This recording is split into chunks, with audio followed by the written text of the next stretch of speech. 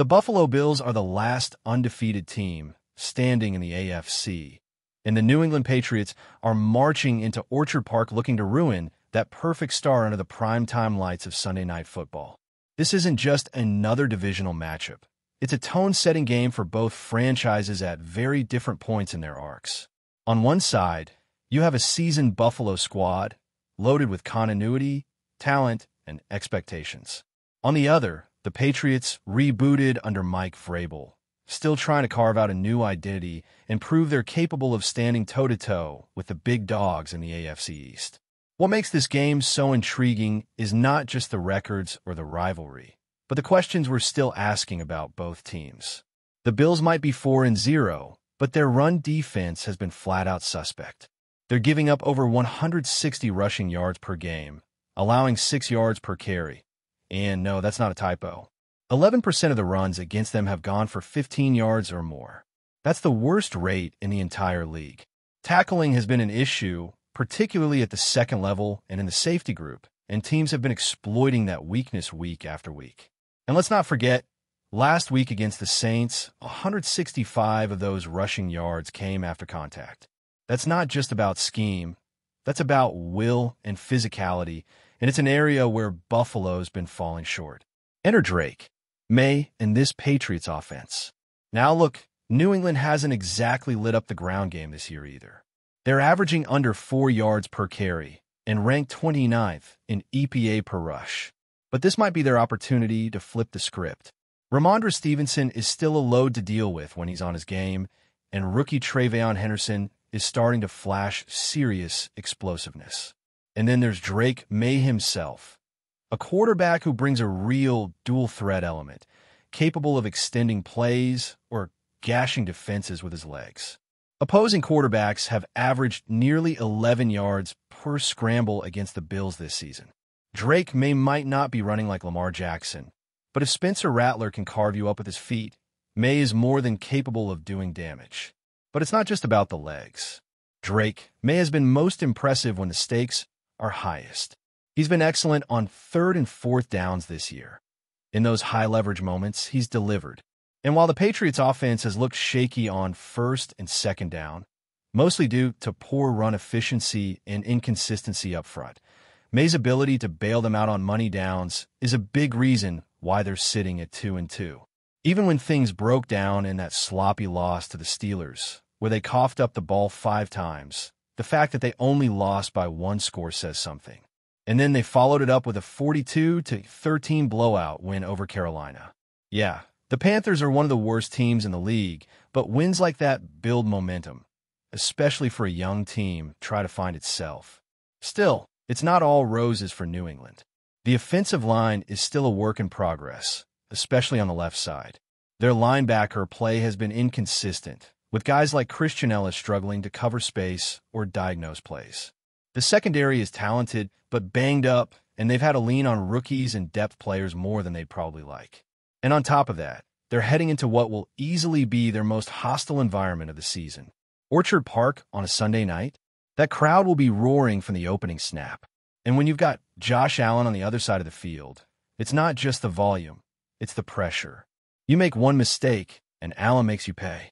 Now, speaking of Allen, he's quietly having one of the most efficient seasons of his career. The Bills' offense doesn't have a true number 1 receiver, but they've evolved into this 2-dimensional, matchup-proof machine. They can beat you in a phone booth or stretch you horizontally with multiple tight ends, full-back packages, and a deep stable of pass catchers. Joe Brady has this unit humming, and what's scary is they're not even playing their best ball yet. They're averaging nearly 5 yards per carry on the ground, best in the league in EPA per rush, and they're doing it with creativity and power. From 21 personnel to zone reads with Allen, Buffalo is forcing teams to defend every inch of the field, every snap. And let's not forget about James Cook. He's quietly turning into one of the league's most dangerous all-purpose backs. He's hitting the edges with speed, running through arm tackles, and his vision between the tackles has improved significantly. Combine that with the physical presence of their offensive line and the blocking ability of tight ends like Dalton Kincaid and the rookie Jackson Hall, and you start to understand why this run game has become such a problem for opposing defenses. So what does New England do to counter that? It starts up front. Milton Williams, Christian Barmore, and Khyiris Tonga have been bright spots on the defensive line, particularly in the interior. Williams is living up to his contract. Barmore is flashing more each week as he rounds into form. And Tonga has been a sneaky disruptor, collapsing pockets and anchoring against the run. They're even experimenting with shifting those guys into wider alignments, creating four-man fronts to get their best players on the field more often. That's going to be crucial if they want to slow down Cook and contain Josh Allen's legs. But containing Josh Allen doesn't stop at the line of scrimmage. You've got to cover the middle of the field, and that's where the Patriots might be in trouble. Their outside corners, Christian Gonzalez and Carlton Davis, have been solid. But between the hashes, that's been a soft spot. Craig Woodson is a rookie. Jaylen Hawkins might not even play. Kyle Duggar has struggled in coverage over the past couple of years. And when you've got Kincaid and Khalil Shakir working the seams, you're going to need elite communication and discipline from your linebackers and safeties, something New England hasn't consistently shown. On the flip side, New England's tight and could be a problem for Buffalo. Hunter Henry remains a reliable security blanket, especially in the red zone, and Austin Hooper has quietly carved out a nice role as both a blocker and an occasional receiving threat. If the Patriots want to keep up with the Bills, they'll need to win some of those matchups against Buffalo's linebackers and safeties, especially if they can catch them in single coverage or off play action. And then there's the quarterback chess match. We've talked about what Drake May brings, but Josh Allen is the ultimate X factor. Whether it's scrambling for 30 yards on third and forever or shrugging off a pass rusher like he's swatting a fly, Allen gives Buffalo a constant edge in high-leverage moments. And he thrives in chaos. If New England can't keep him in the pocket, and if they can't force him into quick throws, it could get ugly fast. The Patriots simply haven't faced a quarterback of this caliber all season. But here's the wild card, coaching. Joe Brady versus Zach Core. That's a matchup to watch. Brady's proven. He's innovative. He knows how to manipulate defenses and stress their weakest links. Core, on the other hand, is young and proven and just getting his feet wet as the Patriots' defensive play caller. That mismatch on the sidelines could show up in critical moments, third downs, red zone trips, and of half sequences.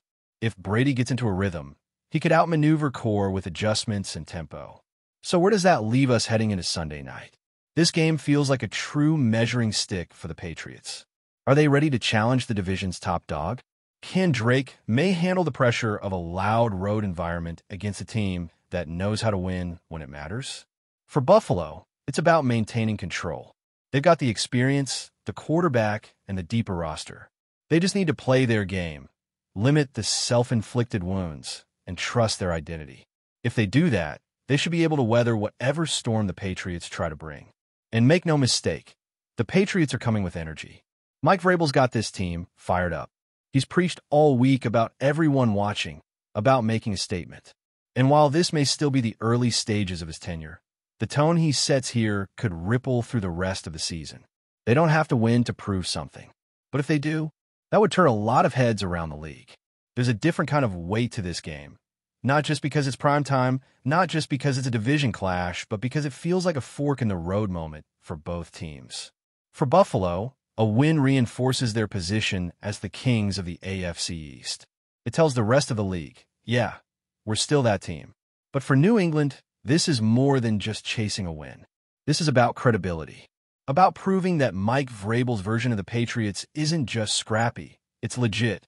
And the outcome of this game could set the tone for the next few months. If the Patriots want to pull off the upset, it starts with clean football. That sounds simple, but it's been far from easy for them this season. Turnovers have killed them. The loss to Pittsburgh? 5 giveaways. You can't do that and expect to beat anyone, let alone an elite team like Buffalo. Drake May have shown flashes of brilliance, but also the growing pains you expect from a young quarterback. He's thrown picks in the red zone. He's taken sacks he shouldn't. He's fumbled while trying to do too much.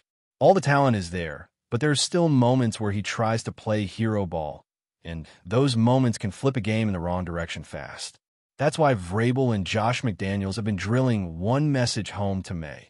Stay composed, stay within the play. Don't force it. Keep your eyes downfield. Trust the system. And McDaniels has done a nice job tailoring the scheme to fit his quarterback. The play-action game has become a bigger piece of the offense. They're moving the pocket more. They're giving May designed rollouts, letting him use his legs to create better throwing angles. And frankly, he looks more comfortable on the move than he does in a traditional dropback setup. But Buffalo isn't going to make it easy. Even with some issues on defense, especially in the run game, they're still a disciplined, battle-tested group. And the way they've responded in the second half of games has been impressive. Against the Saints, they looked shaky early on, but locked and down the stretch. That speaks to coaching. That speaks to leadership. And it speaks to experience. Buffalo's been in these moments before. They know how to win when the margin is thin. And they know how to adjust. That's where the maturity gap comes into play. This is year 9 for Sean McDermott and year 8 for Josh Allen. They've been building this thing for almost a decade. They got continuity. They got a clear identity. Meanwhile, the Patriots are in year 1 of a complete reset. New head coach, new play caller, new quarterback, new pieces all over the field. That doesn't mean they can't be dangerous. They absolutely can. But it does mean they're still learning how to play together. Still figuring out how to close games. Still learning what it takes to win consistently at this level. That's why the mental side of this game matters just as much as the physical. How do the Patriots respond if they fall behind early?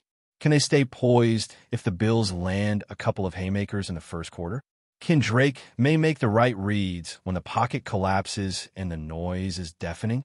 These are the questions that determine whether a young team sinks or swims on a big stage.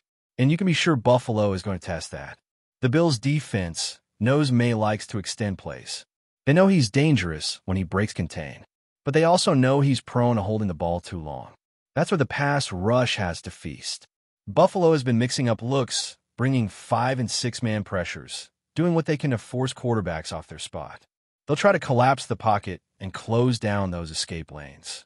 And the key is not just getting pressure, but finishing plays. If they let May slip away and turn a broken play into a 30-yard gain, that's when momentum shifts. But again, none of that works unless the Bills clean up their tackling. That's been the Achilles heel. Too many missed tackles. Too many second-effort plays allowed. They've given up the 4th most rushing yards to quarterbacks in the league. And when you're dealing with someone like May, who can kill you with his legs and his arm, you can't afford to be sloppy in the open field. Before we dive back in, make sure to hit that subscribe button and give this video a thumbs up. Your support helps us keep delivering the latest Buffalo Bills updates straight to your screen. And hey, don't hold back. Let us know your thoughts on today's news down in the comments. Whispers are spreading through the NFL grapevine, and the latest buzzes fans on the edge of their seats. The Buffalo Bills are reportedly locking in Joe Mixon to lead their backfield.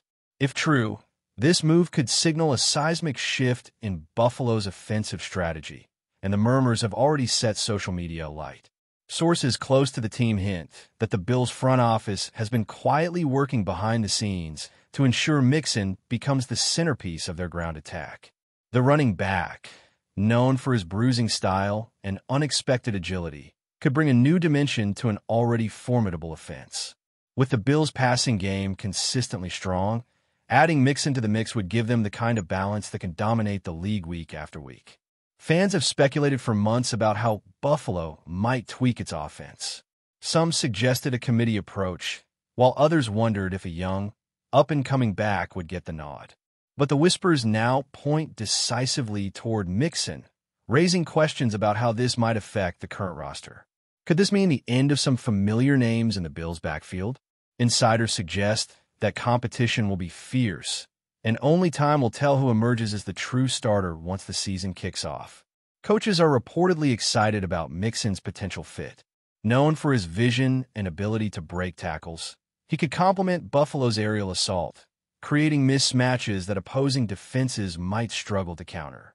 There's even talk that Mixon's presence could open up new play-action possibilities, giving quarterback Josh Allen more room to work and keeping defenses guessing.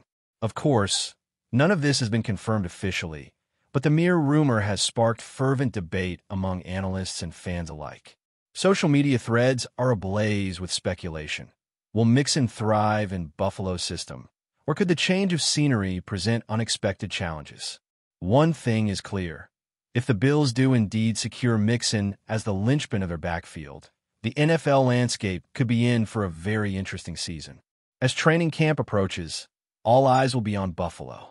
The whispers may solidify into headlines sooner rather than later. And if the rumors hold true, the Bills may have just taken a bold step toward a dominant, multifaceted offense. Mixon's next chapter, it seems, could be in the heart of the Bills' backfield, ready to make waves in the league.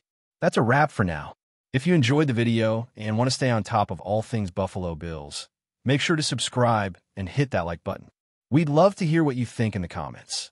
See you in the next update.